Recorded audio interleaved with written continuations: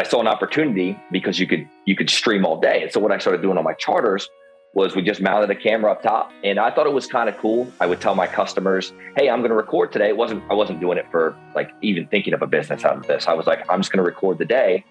And pretty much if they want to go back and watch it or fish being caught, well, I have it from them casting to hook up to release. Everything's recorded all day long, 8 hours. And Twitch pretty much just gave me the opportunity to do that. And I didn't think anything of it. And it just started growing and growing. And we were up to about 60 to 70 viewers for my first like little bit of trying it out. And what's really cool about Twitch is you have an active chat. So there's only a 30-second delay. So I can literally say, hey, Tom, should I throw the pink bucktail or the green? Which one do you guys think is going to work? And they'll say, they'll come back and you throw the pink, and then we'll put the pink on there, throw it. And it's very interactive. It's a great learning experience too. People come in there to learn to cobia fish. People come in there to learn to shark fish. Whatever I'm doing that day, you get tons of questions. It's like an active, just really, really cool. This is the Tom Rowland Podcast. Fascinating stories to amaze, encourage, and inspire you in fishing, fitness, and the outdoors. And we're brought to you by Black Rifle Coffee. I started this podcast as a way to connect with my friends, people that I admire and respect, and you. It has been a learning journey that's made me a better person, a better fisherman, a better father, and a better athlete. I'm so happy that you're on this journey with me, and I'd love to hear from you with show suggestions, guest suggestions, or questions.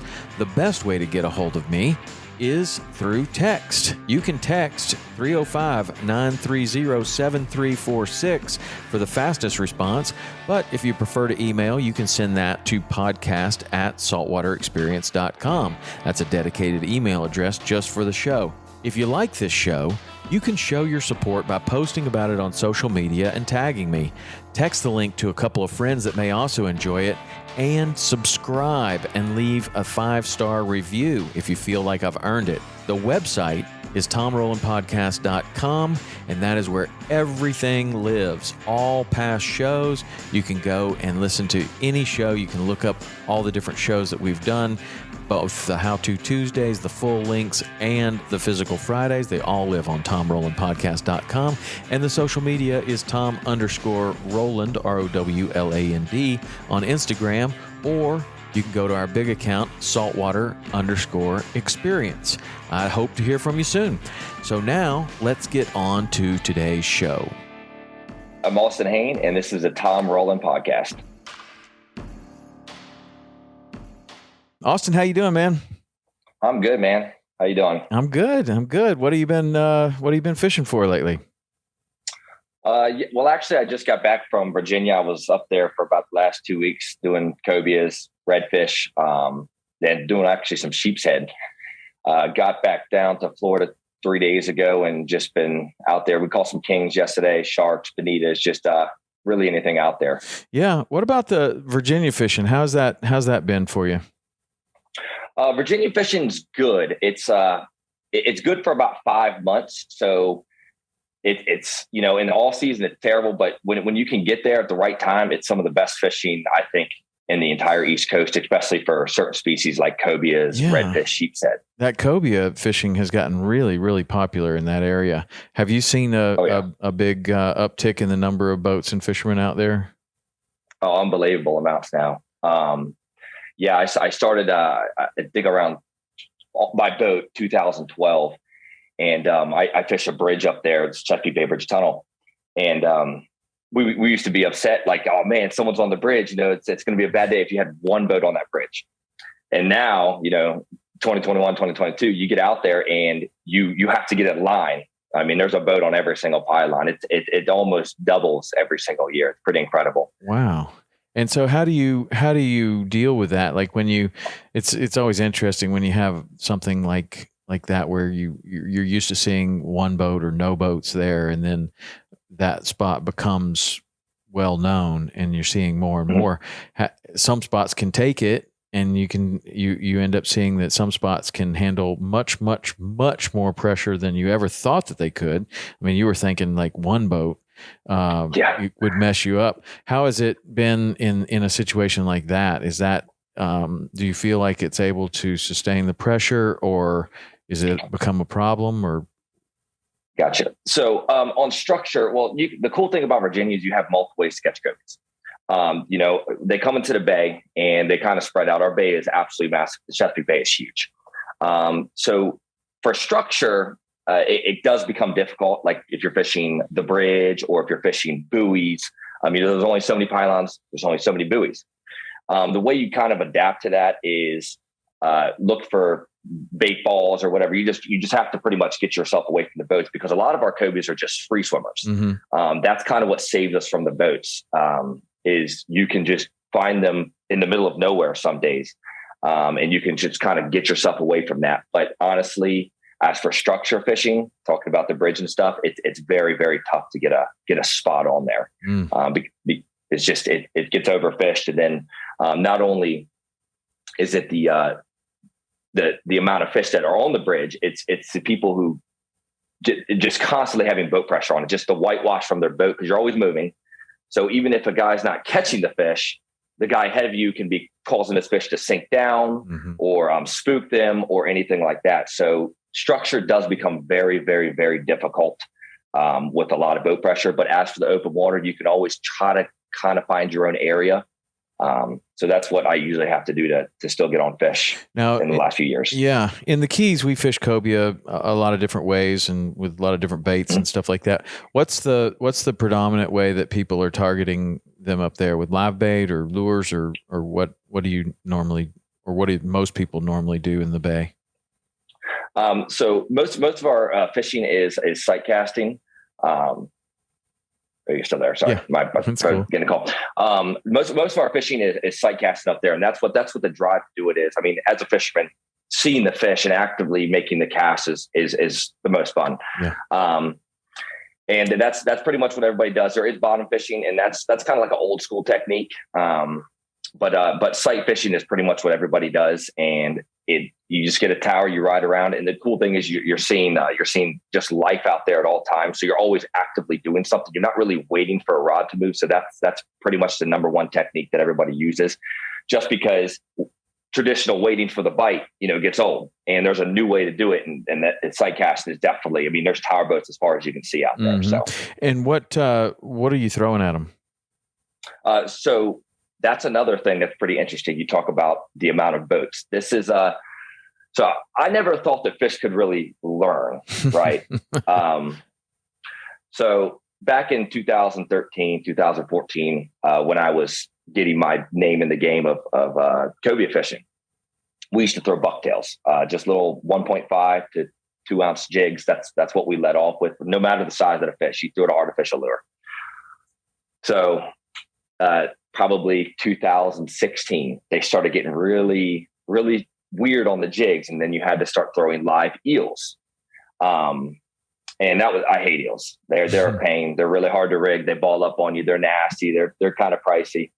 But so your eels, that's another bait that they use up there. And now with more and more boat pressure, eels are almost irrelevant. And that's pretty amazing in itself. Like, I don't know how fish can learn over time that to not eat that, or what the deal is. But now we throw menhadens. That's your premium bait, a bunker, pogie, menhaden. Those 3 different names for them. They're pretty much all over the Chesapeake Bay, and that's a pretty much guarantee hook 'em if you get it right in front of his face, that they're going to eat it. Yeah, that's kind of our pilchard. Like when we take pilchards out there, and the cobia is like the pilchards. What about crabs? Nobody throws crabs up there? That's interesting. I have thrown a handful of blue crabs at them, mm-hmm. and I've never seen them eat them. Really?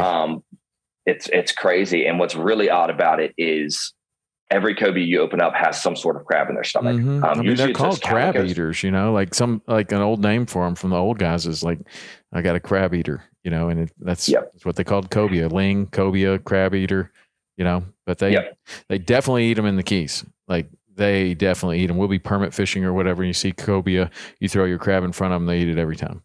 That's unbelievable. Yeah. Yeah. And what else?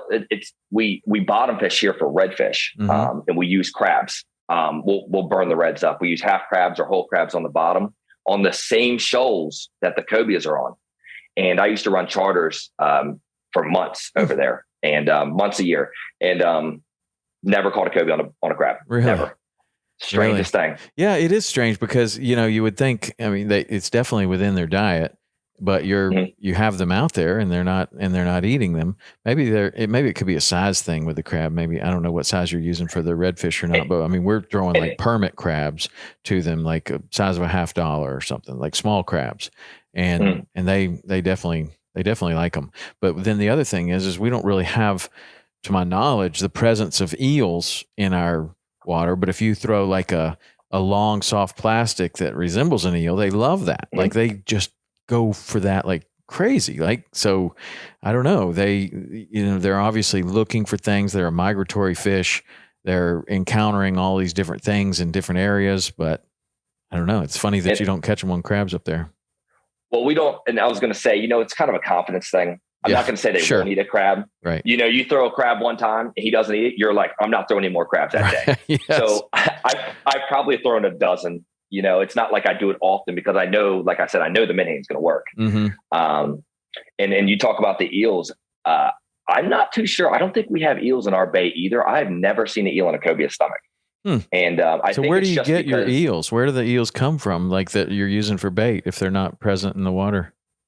They get them up in the rivers and in our freshwater rivers. Okay. Yeah. And then I've never fished in that area, so I don't know how the bait shops work. But you just go to a bait shop and you got a bait tank full of eels, just like you would have a bait tank full of shrimp or crabs in the Keys.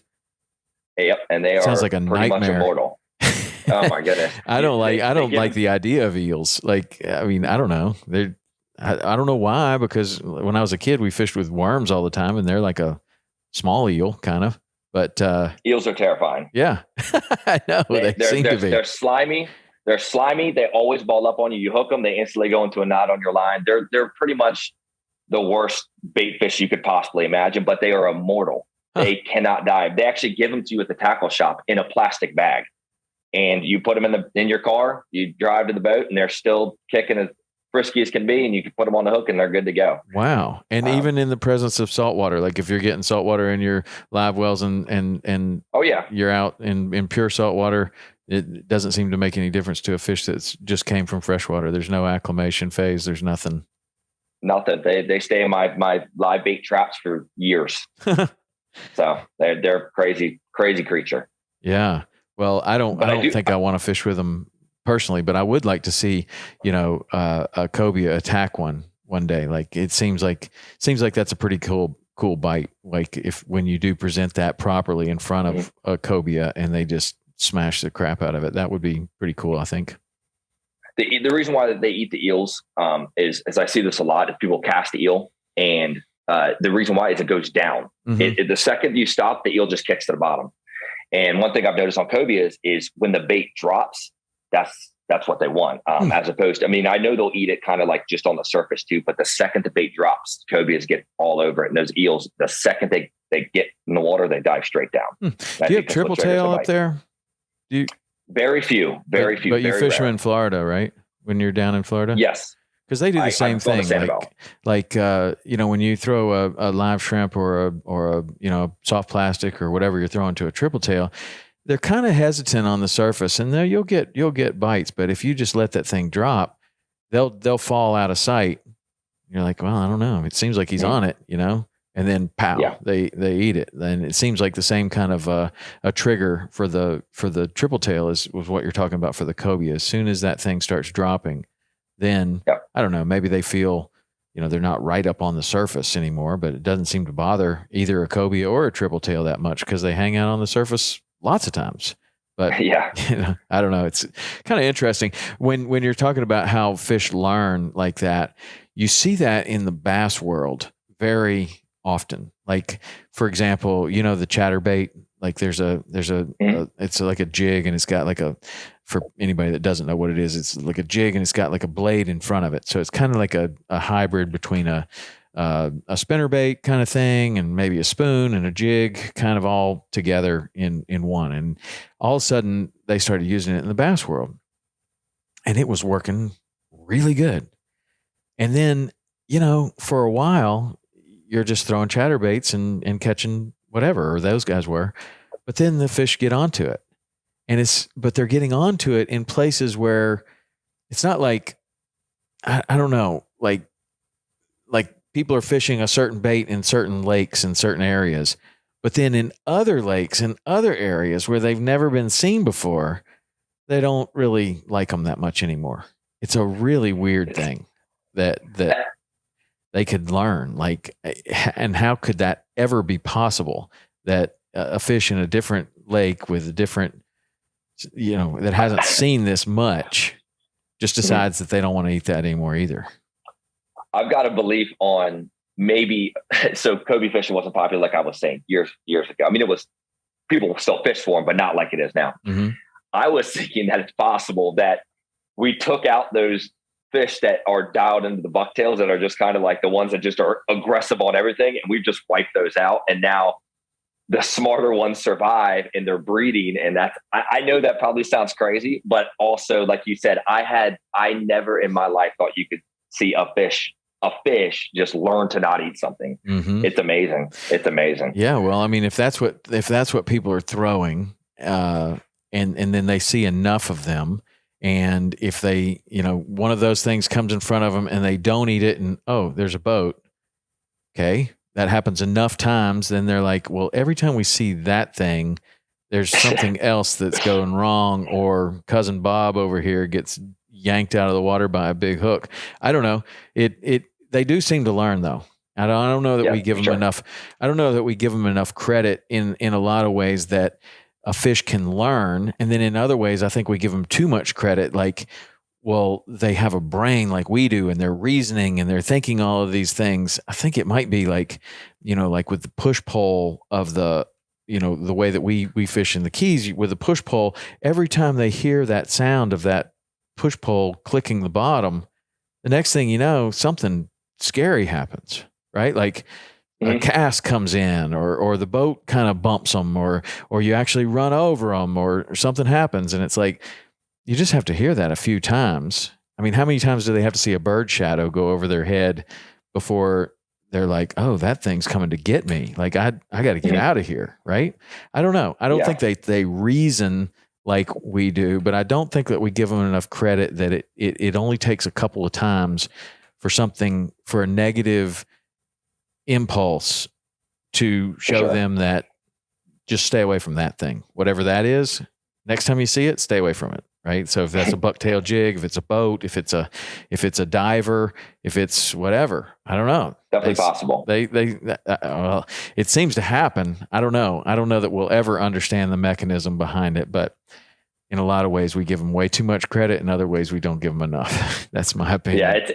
You'll never understand. And that's the thing about cobia too, is you think you know everything about them, but then there's always something to learn because they're always doing something different, Now, my experience, and you can physically see them. Yeah, my experience with cobia in the Keys, and ours are smaller than yours, right up there. Mm-hmm. Like a lot of fish in the northernmost portion of their range are the biggest, or as you go further north in the geographic kind of area that a fish lives in, the further north you go, a lot of times the bigger that fish gets. And I think that's kind of what happens with the cobia and in the redfish too. I mean, you guys have some massive freaking redfish monsters up there and even further north. And our redfish are much smaller, maybe more plentiful. And that's something else that I've noticed before is the further south you go in the range, the smaller they get, but the more plentiful. A lot of different species. This is by no means, this is bro science, totally bro science. But just in my observation of, say, bonefish, the further south you go in their range, the smaller they are, but the more plentiful they are. The further north you go in their range, there are fewer of them, but they're much, much bigger. And I think that it seems to be the case with redfish and maybe with cobia too. But our cobia are much smaller. They used to catch some really big ones in the Keys. But one thing that I've noticed about them, and I wonder if you feel the same way about these, is that the cobia can be the dumbest fish in the ocean, and it can also be the smartest fish in the ocean. And if we start live chumming cobias, for example, with pilchards or whatever, man, they'll eat every single one of them. But the closer they come to the boat, and they see the boat, and then you start trying to feed them anything but that live bait that you've been live chumming them with, no go, man. They will let it roll across the top of their head. They will just, I mean, it will literally hit them in the face. It's a real bait, but it's not what you've been chumming with. And it just rolls across the top of their head. They have no interest in biting it, but then you throw one without a hook on there and they eat it immediately. And they become very, very, very selective and very, very smart about what they're eating. So my feeling is I like to keep them far away from the boat, so that they don't see us and see everything. And then you can throw a lure, you can throw a crab, you can throw all kinds of stuff, and they'll eat it very aggressively. But when that thing realizes, oh, the chum's coming from right there, and they go up and they're right behind the boat, very difficult to catch sometimes. Easier to free gaff. Yeah, that's right. If they don't want to eat, give them the gaff. No, it's cobias. I always tell people can make you feel like the worst fisherman on this planet, the best fisherman, because just like you said, you do everything right, and then they just literally you can slap in the face. Up in our area, a lot of it is to do with time of year, because this, like you said, the Chesapeake Bay, the north, that's where they kind of in there. I know they go up north past that, but majority of them are coming to our area. And what happens is the migration in, they're eating everything. That's usually end of May, early June. But the second July hits, just like you said, you can catch 20 fish. Then the next day you can get one fish to bite, and you can slap them in the face and everything, because that's their spawning season. That's usually what causes we call it aggressively not eating, because they just don't eat, and it drives you crazy because you're looking at them, and you can't do anything else. But yeah, they I don't know how I call them smart. It's just their time of year, man, up there it's crucial for when they eat and when they don't eat. So when you get into that situation where you're seeing a lot of fish but they're not eating, what's the alternative? Do you have another species that you go for that time of the year, or do you just stick it out with the cobias and just hope for the best, or what do you normally do? So if you throw enough cobias, one's going to eat, but you really can't. One's going to eat eventually. Sometimes you have to throw 50, but usually what I like to do if I was on a charter is I'll go get at least one cobia in the box early in the morning, and then we go to other species. If it's really slow or something like that, we can go spade fishing. We got sheep's head, redfish, of course. A lot of people travel across the entire world to come redfish in our area. Everybody talks about Louisiana, and I've never actually fished Louisiana, so I can't really speak on it, but I know from what I see in Virginia, it's hard to beat. I mean, we can catch, and the thing is, you're not catching one or you're not catching two redfish. We pull up on the schools, they're 100 to 300 redfish on average, and they're pretty aggressive. They usually eat anything you throw at them. What's the water depth where you're finding those? Is it deeper water, or do you ever find them shallow like that, or what? So the big ones, they're deeper like those water. Schools. Okay. Yeah, they're about 20 deep, as in my bay deep, 20 to 30 feet deep on average is probably. And we catch them around the bridges on the rock piles that kind of circle the islands. And that's about 15 feet or so. You get into the real shallow water, you're going to get we call them puppy drum. They're like 18 to 26s, and that's in the rivers and stuff like that. But for the big ones, that's pretty much just the middle of the bay, 20 feet, 25 feet. And there's no real reason on where they are usually, except for on the islands. But if you find them in the open water, you'll just be driving across the bay and you look off your side and the water's gold, and they're just floating around out there, and they eat pretty much everything you can throw at them. Does that have bird activity involved with that? I mean, are the birds on them, or do you just look for the fish themselves? We don't use birds at all, as crazy as that sounds. Again, I just moved to Florida recently, and it's amazing how much bird activity is here. In Chesapeake Bay, there's no birds. It's just, you just drive and literally look for the fish. You got to actually, and that's why sun's so crucial to us. We have to physically look into the water to see the fish. There's no hints on birds. There's no hints on really anything besides seeing the fish. So the fish are in that situation that you're talking about, they are floating up like that. They're not on bait, or are they just kind of there by themselves, or they we'll have something similar to that happen in the Panhandle of Florida, and a lot of times those are chewing on bait. Like they'll find a bait ball, and then you'll see the fish, and there'll be some bird activity, and that might cue you into where they are, and you go over there and they're actively eating stuff. But then I've seen other situations where you'll see a big school of redfish like that, and they're just kind of hanging. They're just like together for safety rather than together like that eating. So I don't know which is it kind of, are they just kind of hanging out, or are they eating when you're finding them?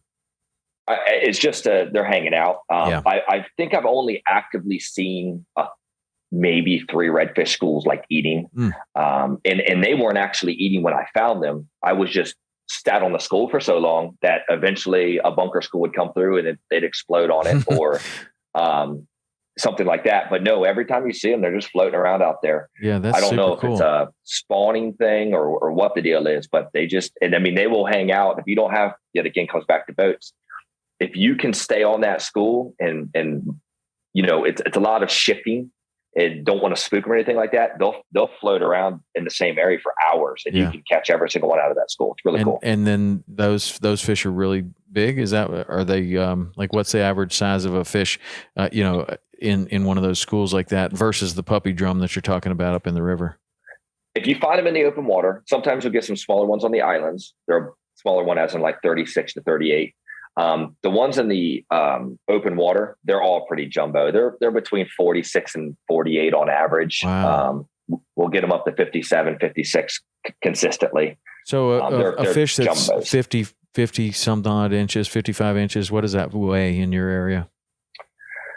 Well, we can't legally keep them. So I've never truthfully hung one on a scale or even, I don't like to, you know, lip grip a 50 pound fish. Right. So I can kind of guess by holding it like a cobia. I would say probably a pound per inch at 50 inches. So like a 50-inch fish is probably 50 pounds, 51 inches, 51 pounds. That's what I would guess. Wow. But I have no way to really prove it. That's incredible. I always, they're fat. Even when we're thinking, when we're just talking about this, I always think about this picture that it's like an iconic picture, and it's a Chico Fernandez with a world record from right around your area, I think. And he caught it on fly, but it was a world record, and it was the biggest red. I didn't even know, when I first saw that picture, I didn't even know redfish got that big. I was just like, oh my God, look at this thing. Yeah. Where in the world did he catch this fish?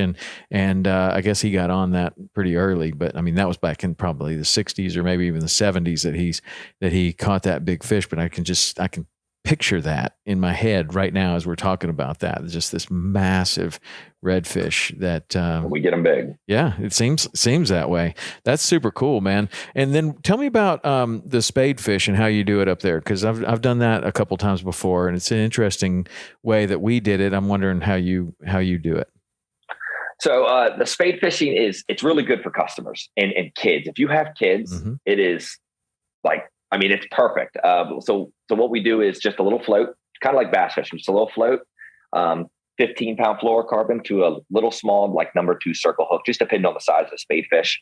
We don't get the jumbos around the islands. The big ones are going to be offshore more. Islands as in our bridge. That's what we call the rock piles there. We call them the islands. They're going to be about 2 to 3 pounds, which is perfect yet again for a kid. So bobber, 15-pound fluoro, number 2 circle hook, so they don't have to set the hook and yank the bobber out of the water, and tiny pieces of fresh clam. Fresh clam. And okay. Yep. And if you can, we get these like moon jellies, kind of looking things. And if you can put some of that on there, that's pretty much your instantaneous bite. But usually we just use a little piece of clam, and I'll be up top in the tower, and we'll see it's like almost like a black cloud of fish, and just get the kids downstairs.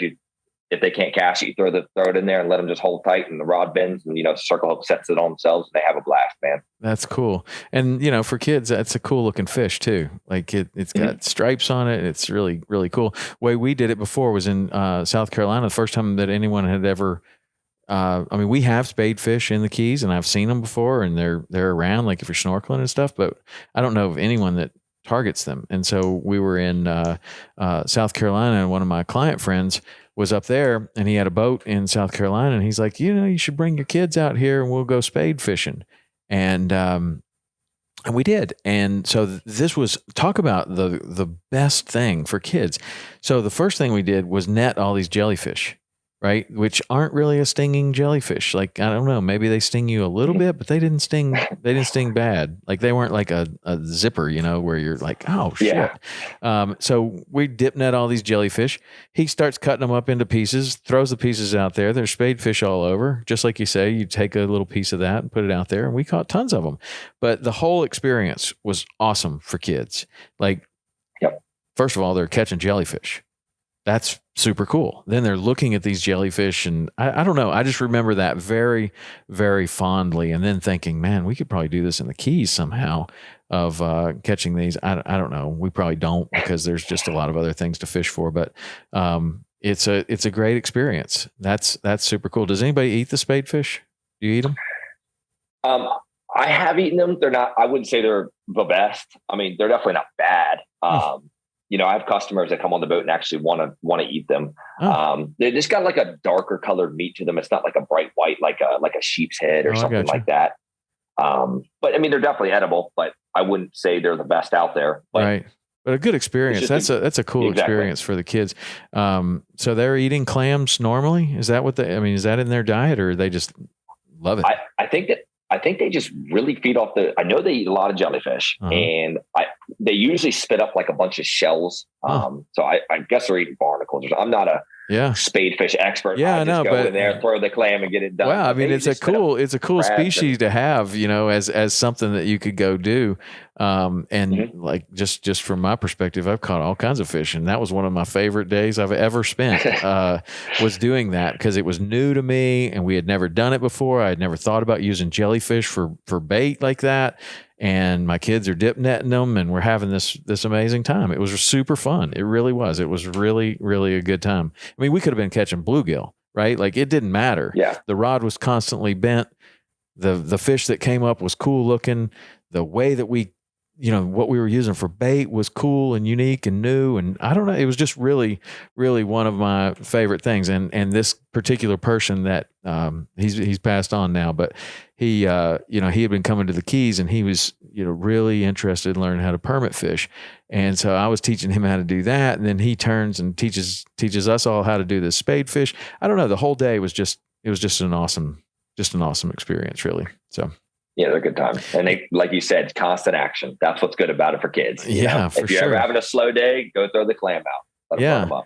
So let's talk about your other thing you got going on, which is this your Twitch channel. And so I'm going to sound really old and out of touch, but I don't know Twitch. My kids didn't really play a lot of video games. I know it. I know that there are a lot of gamers on Twitch.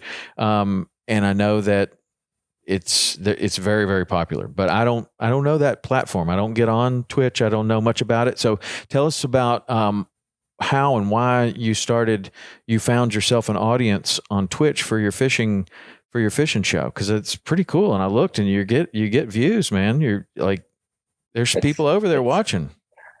Yeah, it's a very new, let's just say new thing to do the live stream fishing. So basically, Twitch is a live stream platform. It's 99.9% gaming. And I played a lot of games growing up, so I knew exactly what Twitch was. And YouTube is tons of people on there, and it's a lot of edited stuff and computer stuff. And I am not a tech guy. I just know how to catch fish, or try to catch fish. And I can't turn on a computer. I'm not very good at any of that. So editing wasn't my thing. And I saw an opportunity, because you could stream all day. And so what I started doing on my charters was we just mounted a camera up top, and I thought it was kind of cool. I would tell my customers, hey, I'm going to record today. I wasn't doing it for like even thinking of a business out of this. I was like, I'm just going to record the day. And pretty much if they want to go back and watch it, or fish being caught, I have it from them casting to hook up to release. Everything's recorded all day long, 8 hours. And Twitch pretty much just gave me the opportunity to do that. And I didn't think anything of it. And it just started growing and growing. And we were up to about 60 to 70 viewers for my first like little bit of trying it out. And what's really cool about Twitch is you have an active chat. So there's only a 30-second delay. So I can literally say, hey, Tom, should I throw the pink bucktail or the green? Which one do you guys think is going to work? And they'll say, they'll come back at you, throw the pink, and then we'll put the pink on there, throw it. And it's very interactive. It's a great learning experience too. People come in there to learn to cobia fish. People come in there to learn to shark fish, whatever I'm doing that day. You get tons of questions. It's like an active, just really, really cool. Yeah. But anyway, so I was doing the 8-hour cobia thing, and customers were loving it. They could go back and watch everything. I mean, as you know, customers, you could, they show the pictures of all their friends, but if you have the video behind everything that went on to that, it's just really, it's really good for the customer to have. But started shark fishing on there. Took a trip down to Florida, and my numbers just spiked up like crazy, and people love live shark fishing. I love shark fishing. I haven't even heard me say it enough yet. I love shark fishing, but the live shark fishing really took off, and that's pretty much it. And I'm learning as I go. I've only been doing this for about 2 years, 2.5 years. And so you see that the audience is really growing, and the people that are watching with your with the interaction and the comments being so so much of a part of this, you're kind of getting an idea who it is that's watching. I would imagine, like, these are people that are really interested in learning. These are real anglers. These are people that ask real questions. Like, is that what you're seeing as the audience grows? And especially as you start to do more shark fishing or something like that, that tends to bring in a lot of different types of audiences. But I'm just kind of wondering, like, in your opinion, like, are you picking up charters from this? Are you getting real anglers? Like, what do you think the makeup of the audience is? A lot of it is actually inland people who have never seen saltwater or have been able to fish saltwater. I would say most of them are anglers. They don't get to get out nearly as much as us, maybe on the weekend or something like that. But most of them are like inland people, and they have just never seen saltwater or seen fish, sharks or groupers, that big is just amazing. And what I really think is cool about Twitch, and I try to stick to my schedule, is I try to do a 9 to 5, an 8-hour stream, and you can live the fishing life through, if you're at work, you just put up on your monitor, whatever, maybe have in the background, and you can live the whole fishing life. I mean, as well as I do, 8 hours of fishing is not 8 hours of fishing. There's so much stuff, boat maintenance, rigging, everything. So you can pretty much on Twitch, I just turn the camera on and stream everything. Wow. From I wake up in the morning to make the rigs. We go get the bait, we drop the boat in. We're kind of looking at new areas. It's a whole experience. And like I say, with an active chat, just people across the whole world that have never seen saltwater, they don't get to have the full experience. Because if you go onto YouTube or whatever, they just see the fish being caught. So it's a lot of inland people and anglers who can't be on the water as much as they'd like to. Mm-hmm. And as for picking up charters from that,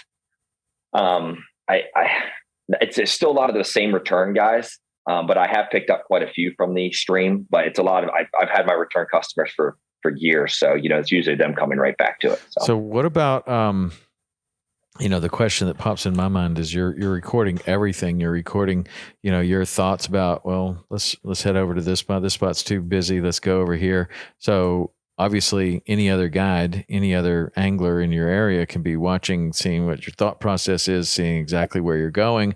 You don't have to call it a certain area. You can see where you're going. Like, has that ever been a problem, or do you foresee that being a problem, or do you think about that at all? It was a very big problem. It was a very big problem. I was trying to ask that nicely, but it's like, I'm sure this is a problem. So it did become a massive problem.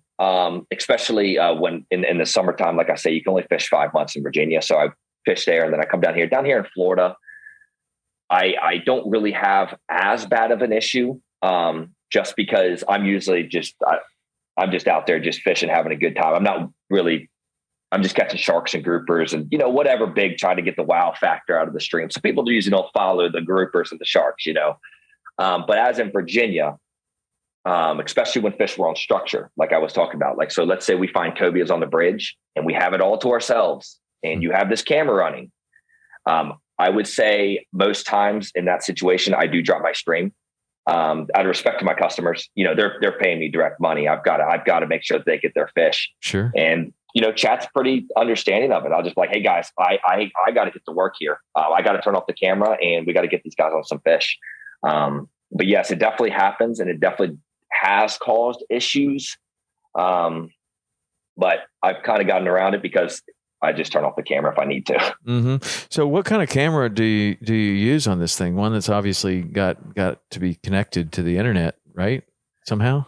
Yeah. It's a whole mess. Like I said, I'm not a tech guy. Luckily, my dad is very smart in that department. But pretty much you have a system, like a little computer system. It's a 20-pound backpack all day long. Wow. And what it is on the left, it's brutal on the back catching fish. So it's a little computer system kind of looking thing on the left side of your backpack. And what happens is you have to buy 4 hotspots, or I buy 4. You can have as many as you want. And they all produce a Wi-Fi or some sort of, internet. And this computer system bonds them all together and makes one strong signal. And then you have that goes to just a camera. You can use a GoPro, any sort of camera that has an output on it. But I have a little camera that goes on there that's got a wide angle, and it's complex, and it does get beat up in the salt. But that's pretty much your system there. And you wear a backpack, and you overheat in Florida in the summertime because you're wearing a giant backpack catching fish, and that's about it. There'll be one day, probably not very far away. Kind of like, I don't know. I was watching some stuff with my kids, and like my son's, he's 25, and my other son's 23, my daughter's 18. So, they're kind of adult children. But we talk about different things, and we're like watching this movie, and it was an old movie, and they got a cell phone, right? And like, when you first got cell phones, you're like, hey, guess where I'm calling from? First of all, it's like the size of a brick. I'm calling from the car. Like, I'm on a phone in the car. And my kids are like, why is that? Why would you tell somebody that you're on the phone in a car? Of course you're on the phone in a car. Like, no. And it was like, no, we weren't. It wasn't, of course we were on the phone in a car. We were, the phone was attached to the wall, and only very few people had cell phones, right? And it was like, at first it was like for the ultra wealthy, and then they start coming down in price and start coming down in size. And then, people can kind of get them.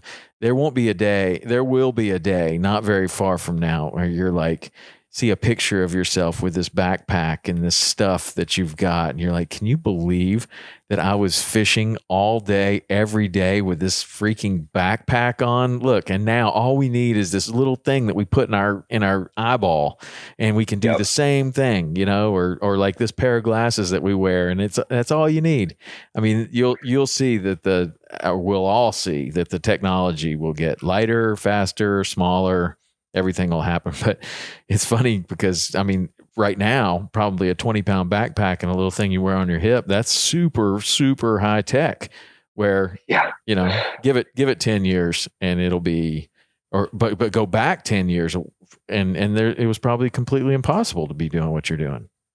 Yeah. My dad said the same thing. He's like, pretty much the exact thing. Cause he tried to help me out with making it lighter and all that stuff. And I'm like, man, my back, there's no way I'm going to be able to do this for much longer with the backpack. And he's like, son, and 10 years ago, we were looking at cell phones. We had to have a separate camera. Now, just like you pretty much said, he's like, in a couple of years, it's going to be all completely redone. You're just like you said. So technology is changing for sure. This whole live streaming thing, especially in the fishing world, is so new. So there's a lot to be tweaked. I could see I could see that it would be very likely that you would walk down Charter Boat Row in the middle of the day when all the boats are out and everybody's got a TV up there showing exactly what they're out there doing. Like, you don't want to miss a charter. Like, that would be a great thing to do. Like, think about all the charters that are missed from people walking the charter boat dock when the boats are actually out there fishing. And if they saw what was going on, then maybe they would say, "Ooh, that looks terrible. I don't want to do that." Or maybe they say that looks all right, or that guy's pretty nice, or that guy's screaming at his clients. That's another thing. You gotta mind your manners when you're doing that. You can't lose your temper or patience. And that was another great thing, going back to having all the charter recorded for my customers. I always ask my customers first. I'm like, hey, is it okay if I leave this camera, whatever. And if they agreed to it, that was another thing, it was a kind of like I don't know what I'm looking for, like a confidence. I don't know what it is. Like, hey guys, every single day we're going to produce for our customers, or you can see the effort that goes into it, And so it was really good to be able to, you become completely legit in the eyes of the people that are following you, not like an Instagram where you're only showing the biggest, best highlights that have now been edited and a filter applied, and you're showing the very best of what you have to offer. And yes, maybe you do that every single day, but are some pictures from a couple of weeks ago, or like, I don't know, that's showing the very best. And even YouTube, like, it's an edited kind of thing. You go out there, you're going to spend the day fishing. You're going to put together the best video you can and then put it out there. But the YouTubers, they want it to be a certain length of time so they can get the maximum ads in there and keep the maximum retention. So this is a totally different deal of putting the whole thing out there, unedited, ready to roll. Yeah. And it's definitely a struggle some days. I wish I could edit it. I mean, as we all know, as fishermen, you'll have a day where you'll catch a bunch of fish, and the next day you can't get a bite. But it might not be for everybody, because some people just want to watch the highlights. But the real fishing, the live streaming, it's very, very cool to show. As I do, I mean, I have fished for, I don't know, 10, 12 years, pretty much 5 days a week. And just show I'm still out there struggling. Everybody's out there struggling. It's not all glory when you're fishing. We all go through the days where nothing's eating. We all go through the days where everything's eating, or it's really cool to show everything. No cuts, just is what it is out there some days. That is cool, because I do think that in the, maybe since before COVID a little bit, and then certainly through COVID, people have gotten more interested in being outdoors. We've had a huge influx of fishermen that come in to the world of fishing, and that's both good, and also in some situations it's been kind of not so good, that there's just a lot more people in a certain area that maybe that area can't sustain it. But what I do notice is that a lot of the people are coming into the sport with unrealistic expectations. They come in with an expectation that, if you don't know anything about fishing and all you do is watch people on YouTube catch Goliath groupers, well, you think, well, I'm going saltwater fishing. That's what I'm going to do, is catch, 20 of these 500-pound Goliath groupers, which that might have been perfectly possible had you communicated that to the guide, that you see this fish right here, this is the one I want to catch. I don't care about catching anything else. Let's just try to catch these. Okay, well, that's fine. But when you book a charter and you don't communicate, and you go out and you catch 4, tuna that are 12 pounds a piece, great day. But some people are hugely disappointed with that, because in their mind, they had it that they were going to be doing something completely different. Or they get out there and they hook this giant Goliath grouper, but they can't land it because they've never held a fishing rod before, and they don't know how to put any leverage on it. And they don't, it's like, there's like a lot of unrealistic expectations that I think that your approach is actually the most honest, the most authentic of, listen, this is what I'm going to do from the moment I wake up until I take these people back to the dock, and only on really certain situations am I going to turn this camera off. And that's pretty cool. When a person goes and watches this live stream, can they just scrub through it and find the fish catches, and they don't have to sit through the 3 hours of non-fish catches? So you have clips also on Twitch. So let's say you have 1,000 active live viewers at the time.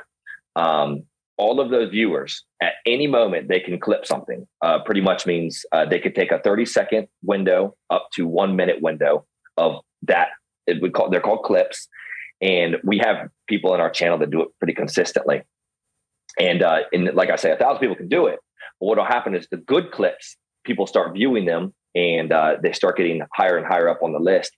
And so pretty much by the end of the day, you can hit the clip thing and it'll be like all the fish catches, and they'll be up at the top, the 30-second window. And other people are doing that for you. You don't have to do anything, right? People are just taking their favorite parts and making a little clip, and then that somehow populates into, okay, that's cool. I didn't know that about Twitch. And if something really crazy happens, let's say you have like a 5-minute or a 10-minute crazy battle, tarpons flying out the wall, all kinds of wild stuff going on, and you want more than 30 seconds, they have highlights as well. And we have tons of those. And the highlights, you have, like I said, the whole process. So people, they want to edit that kind of stuff, and they take it out. They take that section out for you. You could go right to it and view it if you don't want to watch the whole 8-hour session.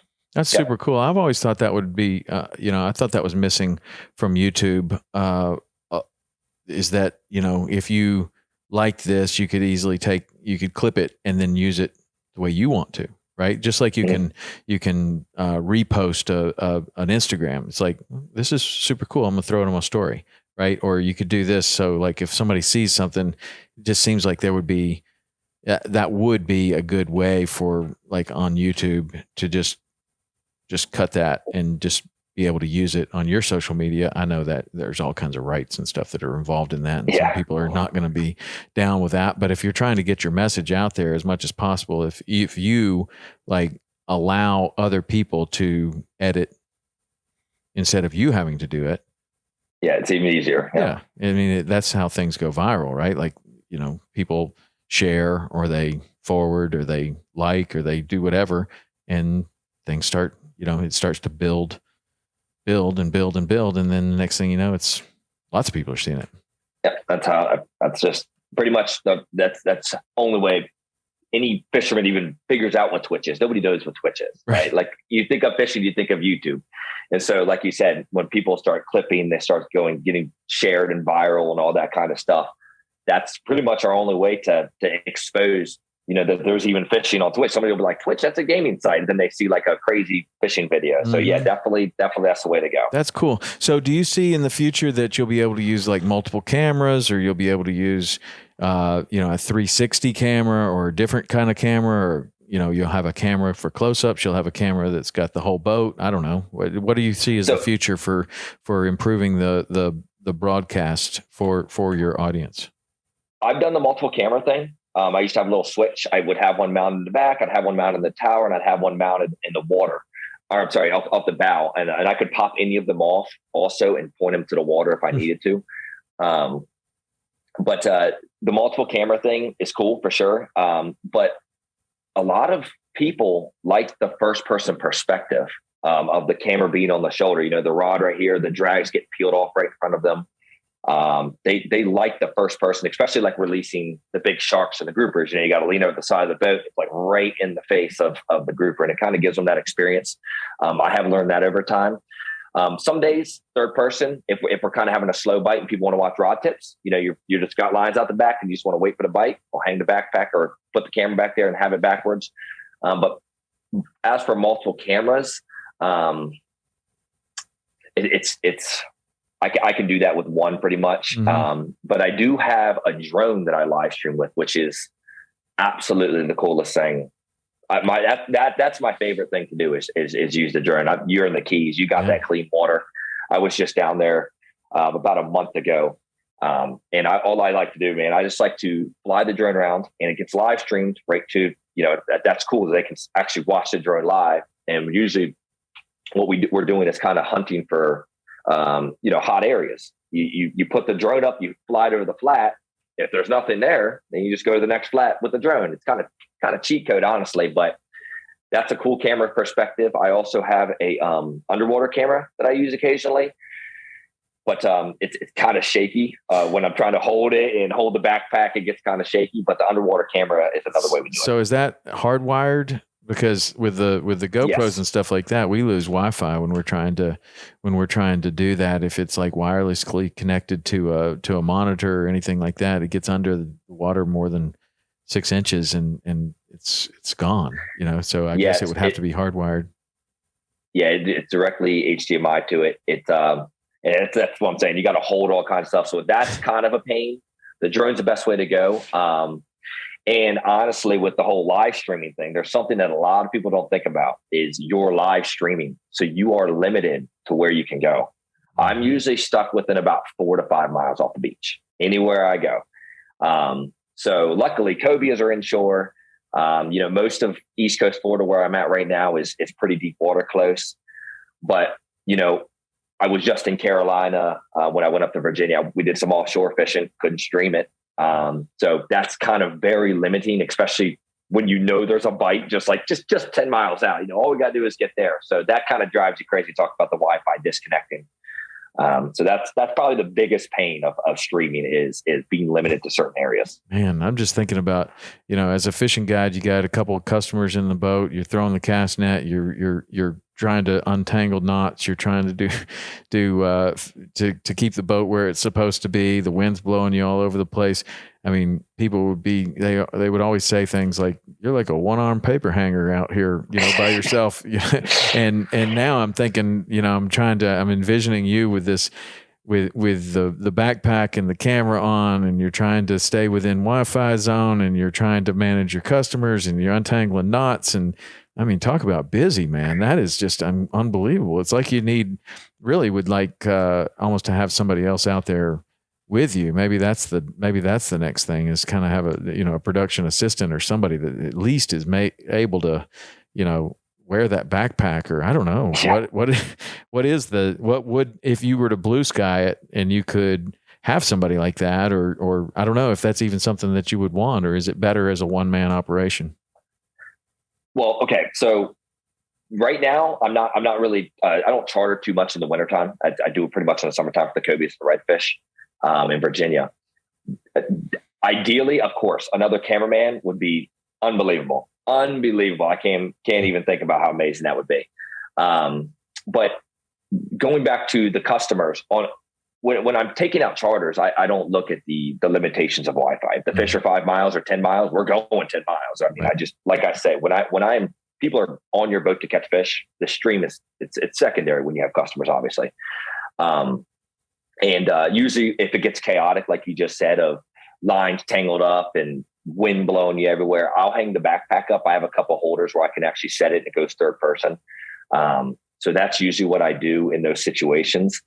But ideally, in a perfect world of whatever, yes, a separate cameraman would be life-changing. Yeah. Life-changing. I mean, I've glide groupers. I mean, that alone, I mean, how many of those can you catch? 2 or 3? Right. Now, do that with a backpack on by yourself, unhooking them and all that. You're gassed after 1 or 2. I mean, it's a pain with the backpack, and you got cords everywhere and all kinds of crazy stuff going on. So definitely gets in the way. You do find yourself solo, get into some really bad situations of the backpack caught up on like a sabiki rig behind you or something like that. You can't reach it. See, I would think that would be the number one clip. That's where people are clipping that and being like, look, this guy's caught up in a sabiki rig. This is hilarious. Oh yeah. That's what they love, man. You can go out there, you can catch a 15-foot hammerhead, but you'll get a couple views on that. But the second you cast and you get a wind knot or a backlash the size of basketball, that's what they're clipping. They love it. They laugh too hard at that kind of stuff. Man. Well, I've always, I had this kid that worked for me for a while, and he would always say funny things. And one of the things that he was saying is he came in and it's like, what'd you catch today? And he's like, well, we caught a nurse shark, a permit, and we caught a bird. And I was like, you caught a bird? Like, I wouldn't even think about saying, like we caught a bird. Like you might have hooked a seagull or whatever, like, or a pelican dove on your bait or whatever. But I wouldn't even think about saying that as something that we caught. And he would say, we caught a bird. And I was like, you caught a bird? And he's like, yeah, man, what's wrong with catching a bird? I swear, we'll go out there, we'll catch 10 tarpon, 4 permit, a bonefish, and a bird, and all they talk about the whole way home is a bird. Yep. And it's kind of true, man. It's like, yeah, I started thinking about that. I was like, that is kind of true. Like if you catch a bird, that's all people want to talk about. That's all they talk about for the rest of the day. Well, it makes that trip unique, the story behind it. That's always how it goes, man. You could have the best day of your life, but something crazy like a bird or a pelican or whatever, that, that's always going to be it. I have learned that in the streaming world. You don't have to catch fish to make them happy. You have to, they want to laugh at you. Yeah. Laugh at you, laugh with you. Either way. Yep. You get either way. It's a good time out there. Yeah, it is, man. Well, I'll have to check out your Twitch stream. I think it's really cool. How do people find that if they're interested in that? How do they find it? And a lot of people that are listening to this may not go to Twitch, so pretend like they've never heard of it before. Okay. So there you can do it by application or the App Store. It's Twitch. That's literally all you type in, Twitch, and it's going to be a little purple icon there. You click that or download that. And once you get there, it's going to have tons and tons of streams on that. Just go to the search bar, type in FINAO. That's FINAO, LIVE, FINAOLive. Type that in. You'll find my page. It's going to have a Cobia icon on it. You click it. You'll know it's a fishing channel there, and just drop a follow on that. It's free to watch. And we stream usually 5 days a week, 6 days a week out there on the water. But it's not only, like I said, it's pretty much the whole experience. Mm-hmm. I'll show boat repairs and everything that goes behind it. Also, you can just type in on Google or any type of Safari, whatever. Just type in twitch.tv/FINAOLive. Very cool. And you'll bring you right to the page there. So. That's cool. That's really cool. Well, man, I think it's different than what I was expecting. I was kind of expecting more of like a highlight thing, but the fact that you just do it for 8 hours at a time, that's really cool. I like the idea of that. That's pretty cool. Are there how many other fishing channels are on Twitch right now, you think? There's a couple. I'm not sure an exact number on that. Like I say, it's relatively new. They actually just released, for the first time, they just released a fishing category on Twitch. Oh, really? For the longest, we were in just a random. They've got like categories and all that. We were in. I think I was streaming and just chatting because we had nowhere to go. So they just released fishing. So with that, I would imagine more and more people are going to start fishing on Twitch. Yeah. But I would say there's probably at least 20 on there right now. Most are freshwater. Yeah. Doing bass, and that's what else is cool about it is you can go on Twitch, type in fishing, and you can see someone catching catfish. You can see someone in the UK catching everywhere in the world there's somebody streaming something. They love carp fishing over there, man. They love carp fishing. It's on and these rough fish. Yeah. And hard to catch. I've done a couple of podcasts with people that do that. And there's this whole recipe about like chumming with bread and all these different chum recipes of these different things. And then they broadcast that out there and then they sit there and wait. And like one of my favorite people that is all into that kind of fishing is Adrian Smith from Iron Maiden. I don't know if you know about him, but he's a super fisherman, and he's the guitarist for Iron Maiden. And when he was on tour, he would just do a show, and then after the tour, everybody would go party, and he'd go fishing wherever he could find. And he's in New York, and it's like he's fishing in some little pond over there. He's like, well, they got carp here. like this is the huge carp. Like for him, it was like amazing, and he would just fish behind the hotel in the pond catching carp. Loved it, but there's a technique to it. They can be really hard to catch. Carp can be really, really, really smart. I know in the Rocky Mountains, a lot of trout fishermen, when it gets warm, they'll go down further in the river and they'll fly fish for the carp in the warmer sections of the river where the carp are, and they can be much harder to catch than the trout. And a lot of people are super into it, man. But anyway, nothing wrong with carp. Yeah, I enjoy them actually. That was like one of my first fish I caught. I know it's not the ones over there, but we got the common carp, like 10 pounders, and we used to throw the bread out there, and they fight so hard. Yeah, they're a blast. I actually do enjoy catching carp. It's just a childhood. That's what I used to catch, man, was carp. You can probably find carp. The good thing about carp in your world right now is that carp are probably within Wi-Fi signal. Yeah. I mean, you know what I mean? Like you can find them like right behind the Walmart in town, a lot of places. You know, so you could probably have a sweet Twitch channel for carp fishing. But you know, I think what you're doing is super cool to give a real perspective of what a guided trip is like. I think that a lot of people need to see that, because, you know, a lot of people just have unrealistic expectations, as we talked about. So anyway, I think it's super cool, man. I want to thank you for coming on and telling us your story. I appreciate it, man. I'd love to get up there and fish those giant cobias with you at some point. That'd be super cool. We'll bring some little crabs and see if we can make them eat those. Yeah, let's do it. Okay. It'll be a good time. All right, man. Thanks. So you guys go to Twitch, check it out. And if they want to find you any other way, are you on social media? You got a YouTube? You got anything else? Best way to what I'm most active on is Instagram. Okay. And that's Instagram.com/FINAO space LIVE. FINAOLive. FINAO. What's FINAO? FINAO stands for failure is not an option. Nice. I like it. Yeah. That's really cool. FINAO. Like it. Very cool. All right, man. Well, thanks, Austin. I appreciate it. It was nice to get to know you, and good luck with the Twitch. I think it's really super cool. All right. That's it for this week. We'll see you next week.